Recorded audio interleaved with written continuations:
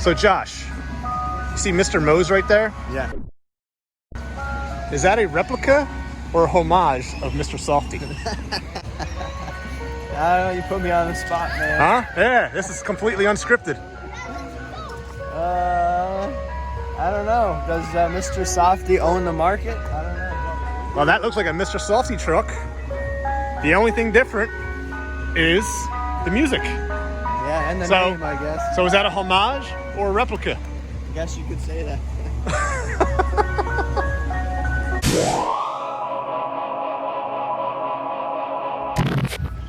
Hello everybody, welcome to AvgJoeWatchReviews, where we do more than just reviews. Today, we're actually in my childhood park, Max Myers, in the Philadelphia area, with special guests, once again, Josh from J City Reviews. Hey, how's it going, Josh? Good, how you doing? Good, man. Good. So, thanks for coming on to the channel. Yeah. Josh actually took me around the city and we did some roll shots of the city, and I hope you guys enjoyed that montage. It actually included the house that I grew up in, the elementary school, the high school that's no longer there, and the baseball field I used to play high school baseball at, along with some other tidbits of memories like the corner store and stuff like that. But man, I think the highlight for me, you want to tell the viewers? Yeah, you should have seen Average Joe's face as we walked up on the park here. There's this staple at the park. It's like this bronze giraffe. And he came around the corner and saw that thing, and he's like, man, it's like your mind was flooded with memories. You know, you're so surprised that it was still here. I really was, because as we were driving around the neighborhood, there were so many things that were just not there anymore. They were knocked down or they were built up, and a lot of the stuff just wasn't recognizable. But coming here to this park and seeing that giraffe, remembering when I used to climb on it and whatnot, really, you know, it almost brought tears. I mean, it was definitely, it was really heartfelt. So I'm really glad that we're here today. I'm really excited to talk about the topic that we're going to talk about today. Yeah, you know, I've been just, before we get into it, you know, just spending some time around the neighborhood. You know, you grew up here 30 years of your life, pretty much. Yes. I'm a transplant, so, you know, I've been here for a number of years, and my wife's from here and all that, but just seeing your reactions to different things was pretty cool and pretty neat to see. So it was also really cool to see J City's, or should I say Josh's studio, to be down there and see exactly, you know, behind the scenes. Really glamorous, right? It was very glamorous, and I'll actually put a little shot here of me in his studio. Yeah. But you mean the basement dungeon, right? The dungeon, yes. But to meet his family, all your kids, and just really, I feel like part of the family now. Yeah, so good. I'm glad you got to meet him. You know, you came over to my house, I came over to yours, and now it's like official. We're officially real friends. We're officially. Did we just become best friends? Yep. So the topic I wanted to talk about today is one that a lot of people get kind of upset about when talked about, and that's the homage versus replica conversation. Homage watches right now are really the hot thing, especially from AliExpress. Yeah. That's all you see now on YouTube, with the Pagani designs, the San Martins, you name it. There's a bunch of them out there. Yeah. Just to start off, what is your impression of a homage watch? Yeah. Yeah, so for me, you know, I think about homage watches that, you know, everybody probably has their opinion on them, and some I think probably can get pretty heated about that. For me, I'm kind of in between, you know. I'm not against homage watches. I kind of get the concept. You know, when there's an iconic watch out there that everybody loves, has been around for years, but it's so high in price that unattainable, only a few people can obtain to. Right. I get the idea where people want to have that experience, but not for that price, you know. Absolutely. I'm not for, you know, fakes, you know, putting, you know, Rolex on a watch that's not Rolex. Right. But I'm fine with other companies, you know, whether it's taking design features from another watch, or doing a complete homage, as you know, as long as they put their own branding on it. I don't see a problem with it necessarily, and I understand the draw that has for many people. For me, you know, I don't think I've owned a real Homage watch yet, but there might be some coming to the channel. You'll have to stay tuned. I haven't had any Chinese watches on the channel as of yet. I know they're very popular, like you mentioned. Right. You might see some coming to the channel because I want to see what they're like. I want to experience them firsthand because they're very popular. But Absolutely. yeah, I kind of rambled there for a little bit, but those are my initial thoughts. That's fine. That's what cutting. That's what editing's all about. Yeah. But no, that was fine. I'm just kidding. Yeah. So I wanted to get into what our thoughts are on what makes a homage, and where do you draw the line between homage, a direct copy of a watch, and a replica watch? Because I think there's some homages out there that, like for me, I like homage watches as long as the company puts their own little spin on it.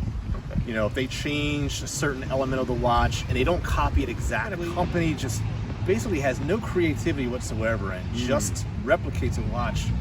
It's not a fake because they're putting their own name on there. But for me personally, I have a problem because you're not showing any type of creativity and you're really trying to put out a watch, making it look like the original and kind of being an imposter, and that's where I kind of draw the line. You know, that's a good point about a lot of companies basically having nothing original of their own. Right. Like homages is all they do. I kind of have a problem with that. You know, you would think they would try and put out something of their own making, their own design, but really they're just piggybacking on these styles of watches that have been around for years, and they're just making money off them, just slapping their own branding on there. That's right. Cheaper materials, cheaper movements a lot of times. I'm not saying the watches won't last you if you buy them. You know, you've had some experience with them, and it probably could last. Right. But I agree with your point about no originality with some of these companies. Well, let me ask you this. Isn't a fake pretty much just a difference between taking a homage watch that copy that brand directly and simply just taking their logo off and putting Rolex or Omega or whatever it is that they're copying? Seems like. Right? That's pretty much the only difference. So really, is a fake or replica watch really just the branding on the watch? That's really where the debate is, because I think that's where a lot of people have problems with homage watches, because they're copying the watch directly, but they're slapping on another brand. Yeah. So if I were to produce a Ferrari and I put Average Joe on it, is that a homage to Ferrari, or am I producing a replica and trying to make it my own brand? Right. Yeah, that's a tough question. I definitely don't have the answer to solve that dilemma. But I do kind of lean towards your thinking in that when you think of a homage, that you like to see something small at least changed. Right. I like that thinking, but really, maybe some companies do that, but most don't, right? Well, when you look at trademarking a product, for instance, like you have an invention, you can actually improve on a product and trademark it, but you can't trademark something that's already been produced. And it seems like in the watch world, we're allowing trademark infringement, or at least that's what it appears to be. I know you can't stop it completely, but it almost seems like it's becoming accepted, where you can produce basically the same exact look of a product and slap your own name on it and sell it as your product. Yeah, I agree, man. It's kind of shady sometimes what happens. Right. But like when you were talking there, can you patent a design of a case? I don't know much about patenting rules and regulations. Like when you patent something, can it be like as basic as a design of a case shape? That's a great question, because let's be honest, every watch company copies off one another. Yeah. I mean, there's only so many forms of a diver you can produce to make it look original. Exactly. So that's again where we're getting kind of into that gray area where, like, does a company like, I don't know, Bulova, that's that good old lantern fly from China, right? that kills these trees here. Maybe we'll leave that in. So like, I guess the point I'm trying to make is like every watch company, no matter what the brand, seems to copy off each other. And it seems like Rolex is definitely probably at the top of the spectrum in regards to watch companies taking cues from Rolex. So I know that there's only a certain amount of designed cues that you can make original, but every watch has pretty much traditionally been a round case. You have indices, you have two hands for one for hour, one for minute. You have your set. I mean, there's only so much I guess you can really do. Change, right? So is that where it becomes muddy? Yeah, it's a tough one. I mean, like I said, I don't have any Homage watches. I mean, unless you consider. You got the lantern fly in your head now. And right here, we're getting attacked by these lantern flies. Wow. Oh man. I have to say, I've only seen maybe 2 or 3, and now I've seen 4 or 5 just land on us right now. We're getting attacked. So. Oh man, I don't even. And I chose this particular location too.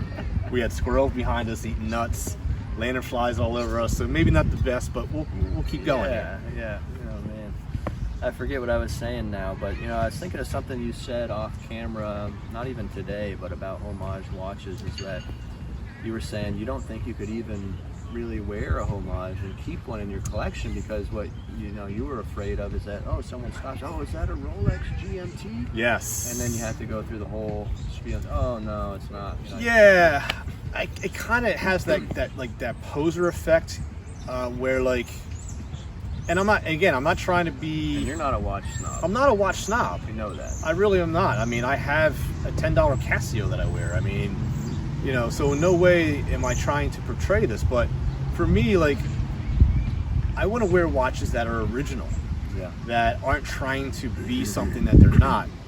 And my opinion of a Homage watch is that it's something I personally can't wear, but if I see you wear it, I don't have a problem with it. It's just like what you said, like I'm going out with my Coke GMT Pagani design.